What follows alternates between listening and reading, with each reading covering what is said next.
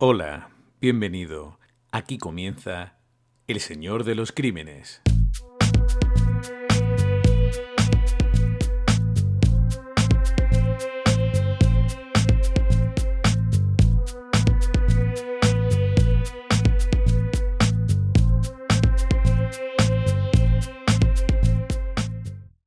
Se dice con frecuencia, pero es la verdad. La realidad siempre supera a la ficción.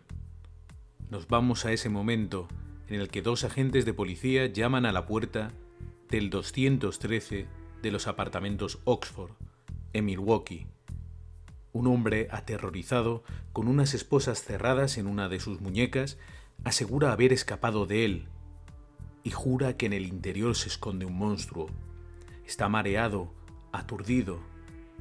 Los agentes no saben qué creer. Pero al poco tiempo, la puerta se abre y un joven rubio, guapo, que se muestra tranquilo, los atiende. Los agentes le preguntan por el muchacho, por esas esposas, y el hombre rubio les dice que la llave está en el interior del dormitorio. Los agentes le piden que se aparte y uno de ellos entra hasta el dormitorio. Abre el cajón de la cómoda y allí encuentra unas horribles fotografías. Además, en el interior del apartamento se percibe un extraño y penetrante olor. El agente que ha encontrado las fotografías, conmocionado, le grita a su compañero que detenga a aquel monstruo. En las Polaroid hay cuerpos humanos mutilados, con cierta pretensión artística. Una es especialmente impresionante y muestra la columna vertebral de un ser humano colgada de la barra de la ducha. El chico rubio cambia de actitud e intenta resistirse, pero la gente le pone las esposas. Registran todo el apartamento. Al abrir la nevera, los agentes encuentran una cabeza decapitada. El detenido se llama Jeffrey Dahmer y de su apartamento se recuperan 7 cráneos mondos y 4 cabezas decapitadas. También hallan un barril negro de 216 litros que contiene restos humanos en descomposición, sumergidos en un baño químico. La investigación determina que entre 1987 y 1991 Dahmer asesinó al menos a 16 hombres jóvenes. Su explicación desconcertó a los expertos. Todas mis víctimas eran ligues de una noche. Sabía que se marcharían a la mañana siguiente y yo no quería que se fueran, explicaba el asesino. Su primer crimen lo cometió con 18 años, aunque quedó impune. 9 años después comenzó con los asesinatos sistemáticos. Su sueño era convertir a sus acompañantes en una especie de esclavos sexuales. Les invitaba a su apartamento, les drogaba y les inyectaba directamente ácido clorhídrico en el cerebro. Quería anular su voluntad, pero no funcionaba. Una y otra vez se le morían y tenía que descuartizarlos. Si no se quedaban con él de una pieza, al menos podría conservar algunos de sus pedazos. Dahmer nació el 21 de mayo de 1960. Su padre, Lionel Dahmer, era químico.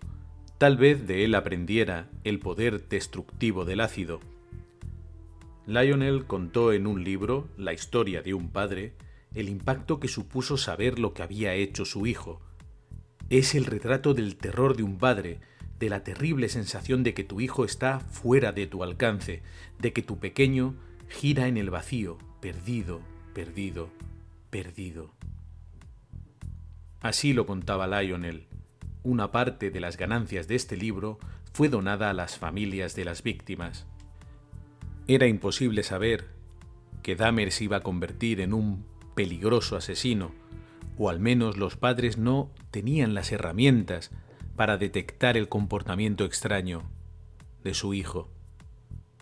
Porque Jeffrey había tenido una infancia completamente normal, aunque al mirar hacia atrás, sus padres encontraban algunos momentos inquietantes, como cuando, con 4 años, se quedó fascinado mirando un montón de huesos de animal que encontró debajo de la vivienda.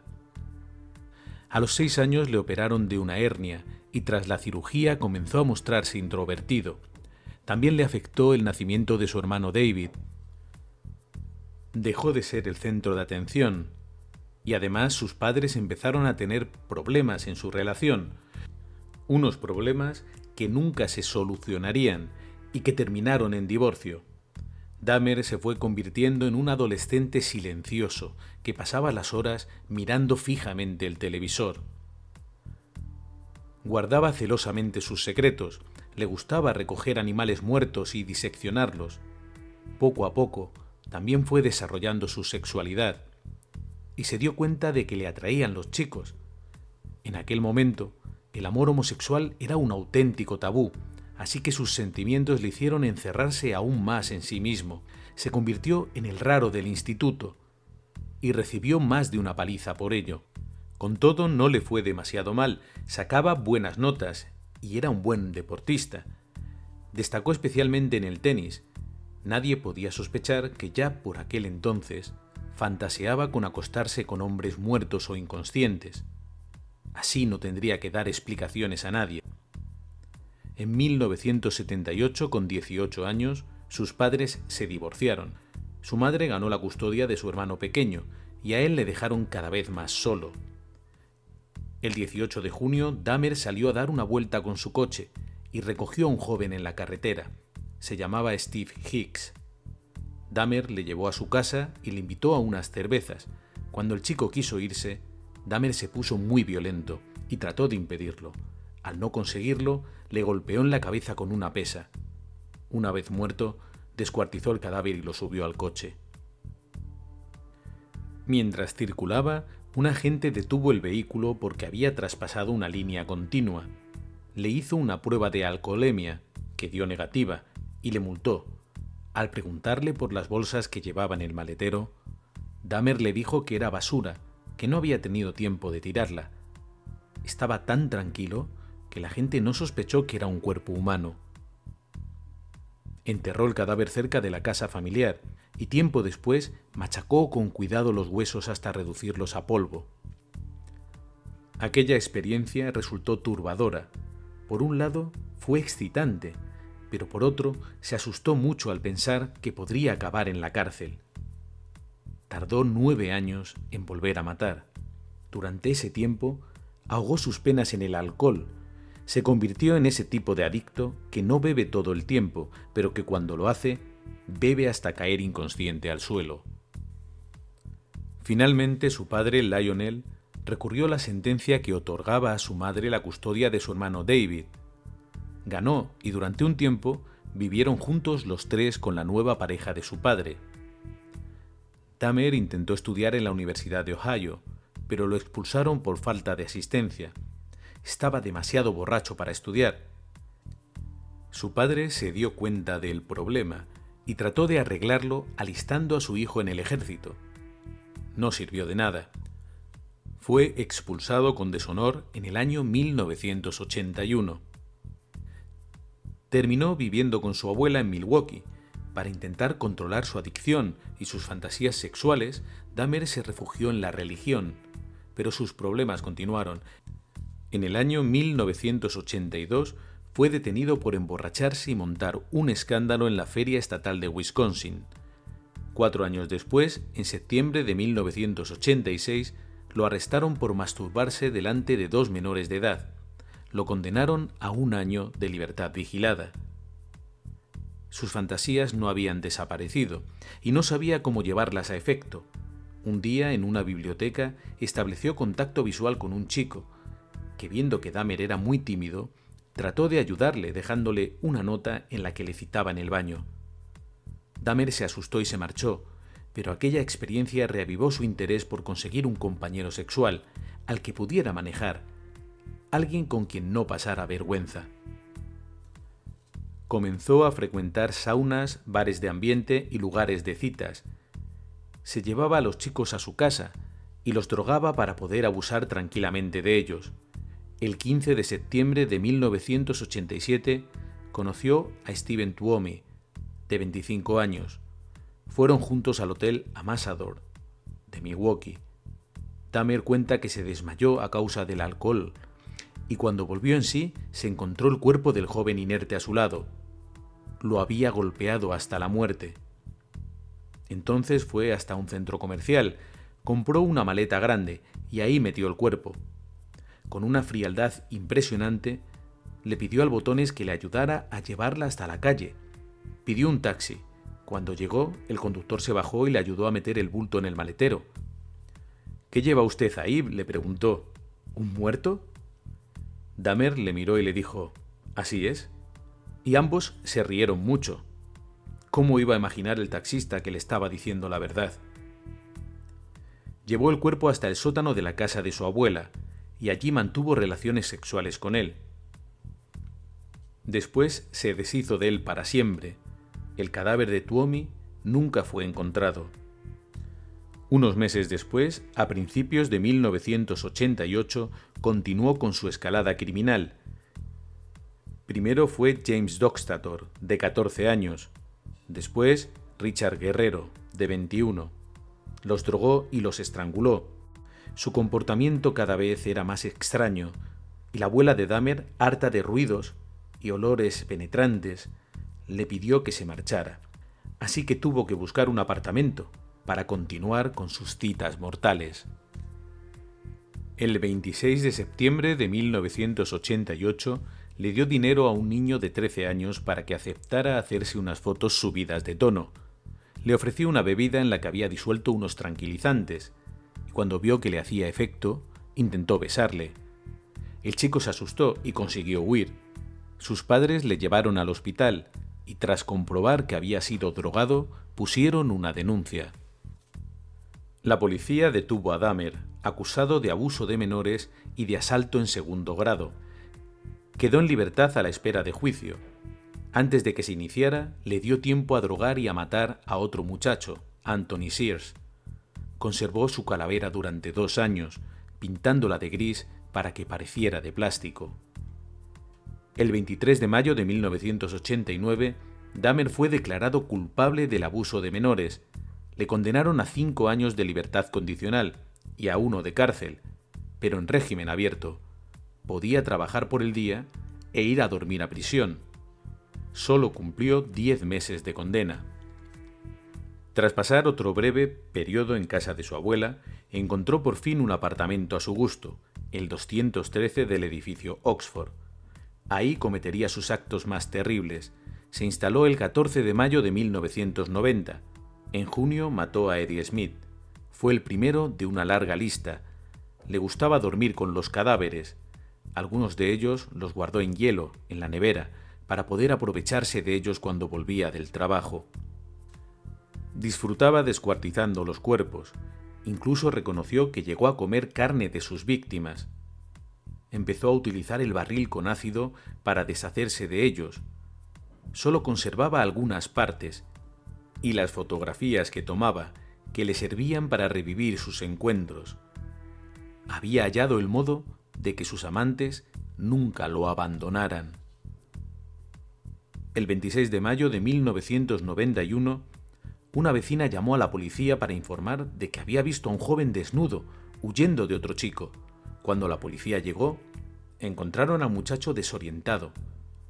Dahmer les explicó a los agentes que se trataba de su novio, que había tomado drogas y que se había descontrolado un poco. Resultó tan convincente que los propios agentes acompañaron a la pareja hasta el apartamento, a pesar de los balbuceos desesperados de la víctima. Se despidieron en la puerta sin imaginar que en el dormitorio había un cuerpo en descomposición. Dahmer cerró con una sonrisa y terminó con su acompañante. La propia policía le había devuelto a su víctima para que él la matara. Se sentía tan seguro que dio rienda suelta a su desenfreno. Estaba matando a un hombre a la semana cuando el 22 de julio de 1991 la suerte se le terminó. Dahmer invitó a su apartamento a Tracy Edwards, un hombre de 31 años que tenía asuntos pendientes en Mississippi por agresión sexual a una menor. Tracy se dio cuenta de que Dahmer le había echado algo en su bebida y trató de marcharse, pero el asesino sacó unas esposas y un cuchillo. Tracy estaba mareado, sabía que no podría imponerse por la fuerza, así que dejó que le pusiera el grillete en una de las muñecas, pero convenció a Dahmer para que le dejara una mano libre. Resistió el sopor hasta que a Dahmer empezó a hacerle efecto el alcohol que había tomado, y logró escapar. Al salir a la calle, encontró un coche de policía, y aunque le costaba mucho hablar, convenció a los agentes para que fueran al apartamento de Dahmer, y allí descubrieron la obra del carnicero de Milwaukee, una auténtica escena de pesadilla. Jeffrey Dahmer fue juzgado por 15 crímenes. Se declaró culpable por enajenación mental. Quería evitar la cárcel y acabar en un hospital psiquiátrico.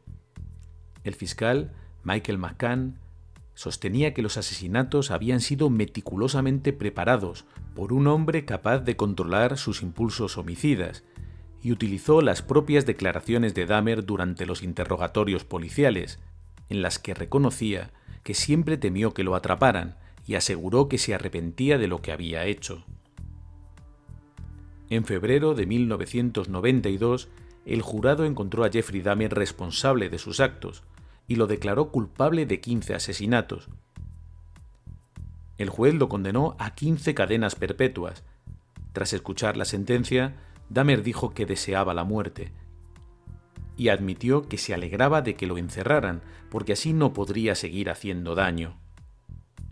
El 28 de noviembre de 1994, Dahmer murió en la prisión de Portage, en Wisconsin, tras recibir una brutal paliza a manos de otro interno, mientras realizaban trabajos de limpieza.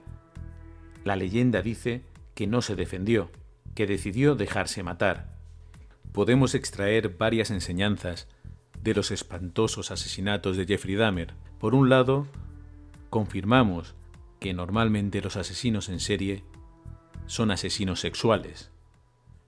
En la mayoría de los casos, los asesinos en serie buscan satisfacer a través del crimen una pulsión que no son capaces de satisfacer de ninguna otra forma. Cumplen también a través del crimen una especie de venganza contra esas personas que le gustan, pero que no es capaz de seducir, que no es capaz de enamorar. El asesino en serie, a través de la violencia, consigue dominarlas y de esa manera cumple todas sus fantasías, sin pedir permiso. La mayoría de los asesinos sexuales, la mayoría de los asesinos en serie, son hombres, pero también hay mujeres. Por ejemplo, Aileen Wuornos, la mujer araña. Y también había un componente sexual en los asesinatos de Aileen Wuornos. Aunque, como ya hemos dicho, no mata igual el hombre que la mujer, aunque el efecto es el mismo. Dahmer mataba a hombres porque le gustaban los hombres, y la mayoría de sus víctimas eran de color, no porque hubiera un componente racial, sino porque a él le gustaban los hombres de color. Reconoció varias veces que elegía a sus víctimas simplemente por la apariencia. De lo que no hay duda es de que se avergonzaba de ese sentimiento. Aprendemos también que el asesino en serie es egoísta, que no piensa en los demás, que no existe una cara del asesino, que el asesino puede ser agradable, pero que siempre oculta algo, que en su interior hay algo que se va fraguando.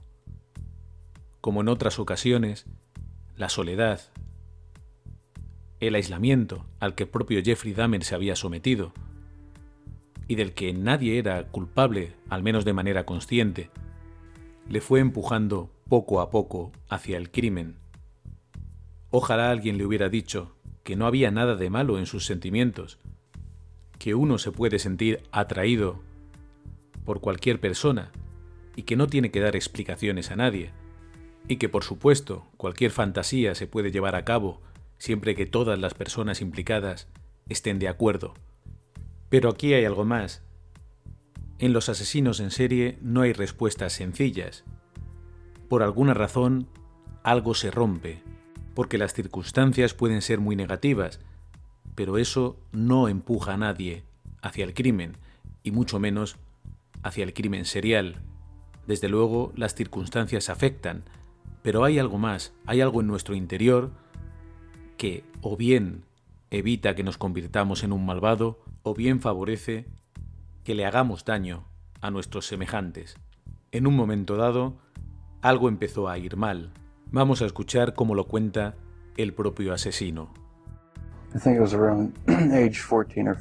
Creo que fue alrededor de los 14 o 15 años. Comencé a tener pensamientos obsesivos de violencia, entremezclados con el sexo, y empeoró cada vez más. Yo no sabía cómo contárselo a alguien, así que no lo hice, solo lo guardé para mí. He hablado con algunos psicólogos al respecto, tienen sus teorías, pero tampoco tienen respuestas concretas.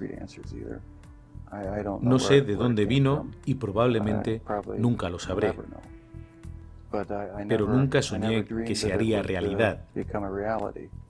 Tuve esa fantasía recurrente de encontrarme con un autoestopista en la carretera y tomarlo como rehén y hacer lo que yo quisiera. 3 años después, tenía 18 años, y conduciendo a casa vi a ese autoestopista a 1 milla de mi casa. Pensé para mí mismo, ¿debería detenerme y recogerlo o debería seguir? Ojalá hubiera seguido adelante, pero no, me di la vuelta, lo recogí. Y fue entonces cuando la pesadilla se convirtió en realidad. Cuando la pesadilla se convirtió en realidad para los que iban a ser víctimas de Jeffrey Dahmer. Escucharle es fascinante, porque habla con esa tranquilidad de cosas que son absolutamente espeluznantes.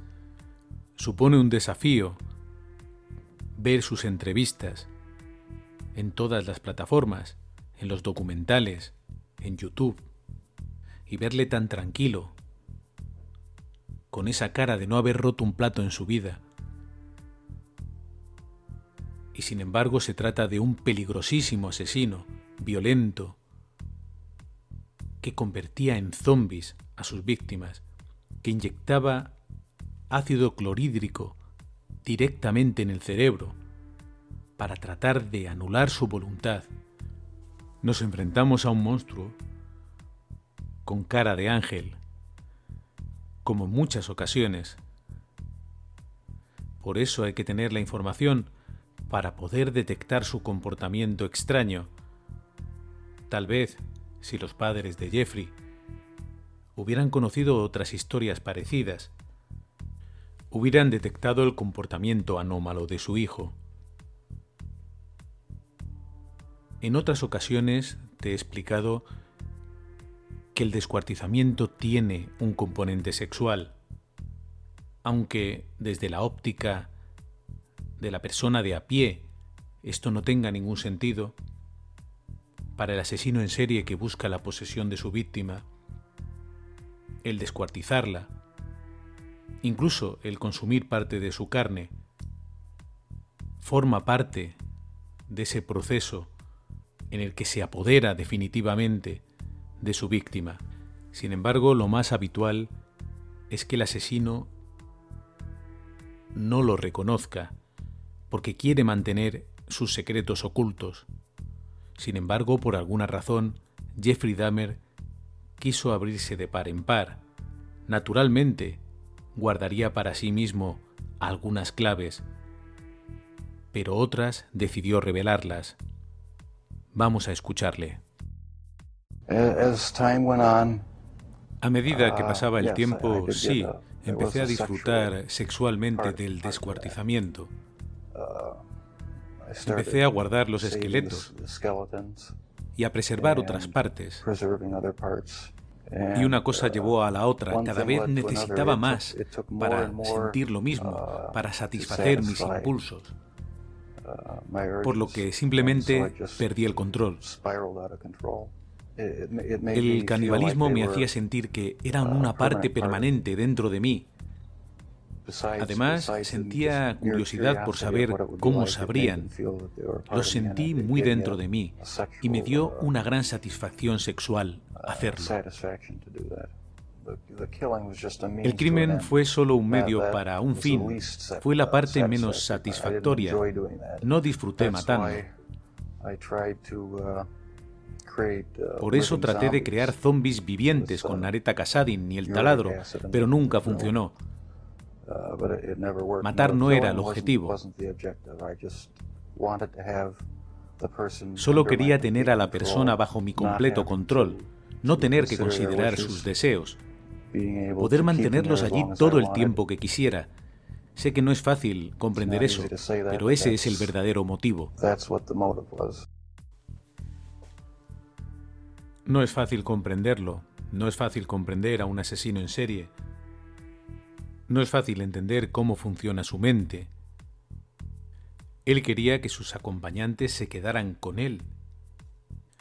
Lo lógico tal vez hubiera sido hacerles la estancia agradable, tratar de ser simpático, seductor, pero eso exigía un esfuerzo, así que decidió matarlas y guardar algunos de los pedazos, incluso consumir algunas piezas delicadas. La lógica es la misma que la que sigue el maltratador, que golpea y le hace la vida imposible a una persona que en teoría ese maltratador ama, cuando lo lógico sería que se volcara en hacerla feliz, ¿no? Este hombre, para que se quedaran con él, mataba a sus víctimas, sin llegar a comprender que no es lo mismo un ser humano que un cráneo, que no es lo mismo que alguien se quede contigo para acompañarte que dormir con un cadáver. Los chicos que se iban con él lo hacían porque parecía divertido, era atractivo. Él les invitaba a una velada en su casa, la regaba bien de alcohol y después echaba algo en la bebida para dejarlos completamente indefensos. Lo hizo una y otra vez sin que nadie pudiera llegar a detectarlo. En un giro absolutamente grotesco, una de sus víctimas consiguió escapar y la propia policía acompañó a esta persona que estaba completamente desorientada, bebida, drogada, pero que se quejaba de que en el interior del apartamento había un monstruo. La propia policía devolvió a esta víctima al asesino. El asesino era tan agradable, tenía ese rostro que parecía tan inocente, que pensó que en efecto se trataba de una fiesta que tal vez se había ido de las manos y que lo mejor es que la víctima se acostara a dormir. Poco podían sospechar que estaban dejando a aquel pobre muchacho en manos de un pervertido sexual que acabaría matándolo. Como digo, lo hizo una y otra vez y tal vez hubiera seguido así si no se le hubiera escapado otra de sus víctimas. Por suerte estaba descontrolado, por suerte él también bebía muchísimo alcohol y en esa especie de velada macabra él también perdía la noción de la realidad. Por eso su víctima pudo escapar y denunciar lo que estaba ocurriendo. Y en esta ocasión la policía sí llegó hasta el asesino. Jeffrey Dahmer cuenta que en el momento en el que la policía descubrió las fotografías, supo que estaba perdido. Vamos a escucharlo. La noche del arresto me di cuenta de que todo había terminado. No recuerdo lo que sucedió durante las 6 horas anteriores a que la última víctima saliera corriendo del apartamento. Escuché un golpe en la puerta y la policía estaba allí con la última víctima.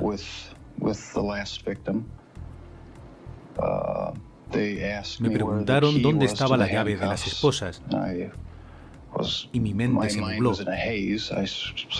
Señalé el dormitorio y ahí es donde encontraron las fotos. Gritaron: ¡espósalo! Estaba esposado y me di cuenta de que no tenía sentido tratar de ocultar mis acciones.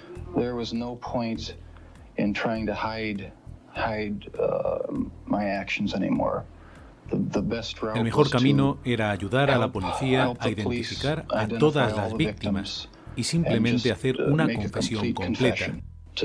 No sé cómo empezó todo, pero la persona a la que culpar está sentada aquí. Soy la única persona culpable. Ni mis padres, ni la sociedad, ni la pornografía. Quiero decir que todo eso son excusas. Como ya te contaba, lo habitual cuando el asesino es detenido es ocultar las verdaderas motivaciones, es buscar excusas precisamente a ese comportamiento, y resulta gratificante escuchar a uno de estos monstruos admitir que el único responsable de todo es él, su propia maldad, su propia obsesión por satisfacer sus pulsiones, sin importarle absolutamente nada lo que le ocurra a la víctima.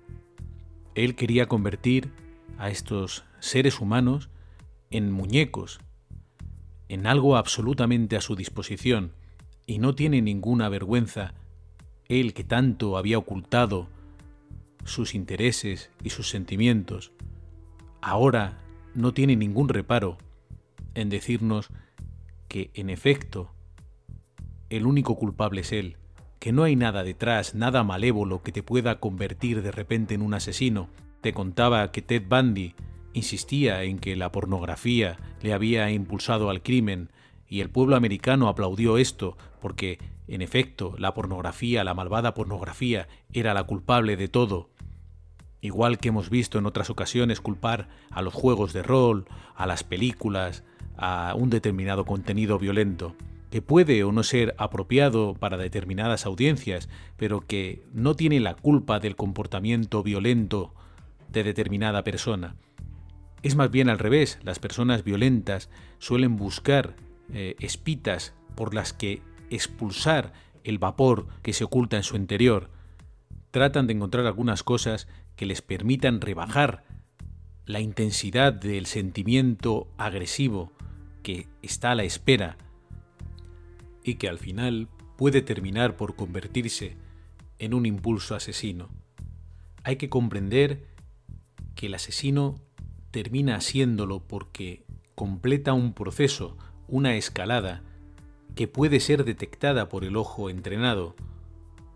De la misma manera que el maltratador que le está haciendo daño a su pareja está mostrando poco a poco su verdadero rostro. Pero si miramos hacia otro lado, al final podemos convertirnos en una víctima. Cuando observamos a monstruos como Jeffrey Dahmer, nos damos cuenta de que pasan totalmente desapercibidos, de que pueden resultarnos incluso agradables.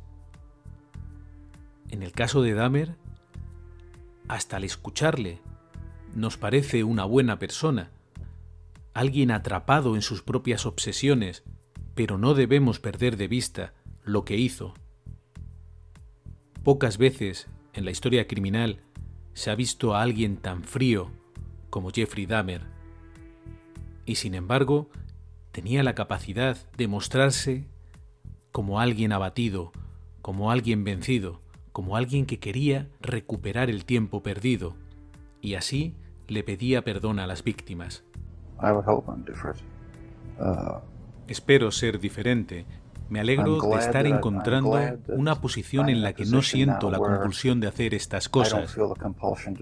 Me alegro de que todo acabara. Cualquier palabra que le diga a las familias de las víctimas va a parecer trivial y vacía.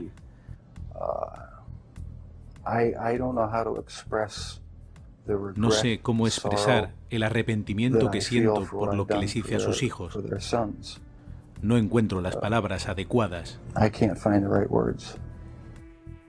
Y no me extraña que no encuentre las palabras, porque ¿qué puede decirle a los padres, por ejemplo, de un muchacho que ha sido descuartizado, que durante meses pedazos de ese chico han estado acompañando a su asesino? ¿Qué puede decirle a una madre que ha perdido a su hijo para siempre y que ahora sabe que alguien intentó convertirlo en un zombi sin voluntad? Es normal que no encuentres las palabras, Jeffrey. Yo tampoco encuentro las palabras para explicar lo que tú hiciste.